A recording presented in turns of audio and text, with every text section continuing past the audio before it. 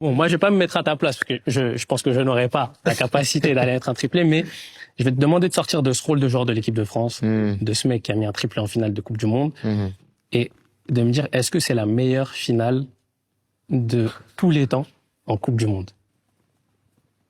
Ouais, On dit on commence en 98 à peu près. Non, je pense qu'il y a pas eu mieux en termes de divertissement, en termes d'affiches.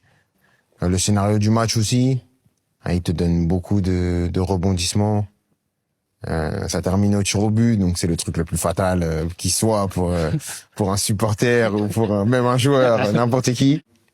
C'était pour savoir est-ce que Léo il allait gagner finalement sa Coupe du Monde ou est-ce que nous on allait faire le back-to-back 3-3, il y a des buts dans tous les sens, il y a des actions dans tous les sens. Il y a une intensité folle, mais je pense que pour le fan de foot qui a regardé la finale, ouais, je pense qu'il peut se dire que c'est la meilleure finale. Est-ce que tu l'as revu? Non, Jamais. non, jamais. Et je pense que si je regarde, ça peut réveiller Des démons. Ouais, des démons. Donc en vrai, il faut passer. On a perdu, il faut passer. Ok, on va penser du coup à l'avenir, à celle qui arrive.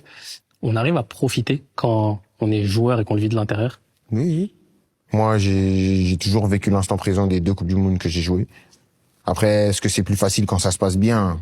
Je pense. Ouais. Mais j'ai toujours profité de l'instant présent et j'ai toujours valorisé l'importance de jouer une Coupe du Monde pour son pays. Je pense qu'il y a rien de plus fort pour un joueur de foot.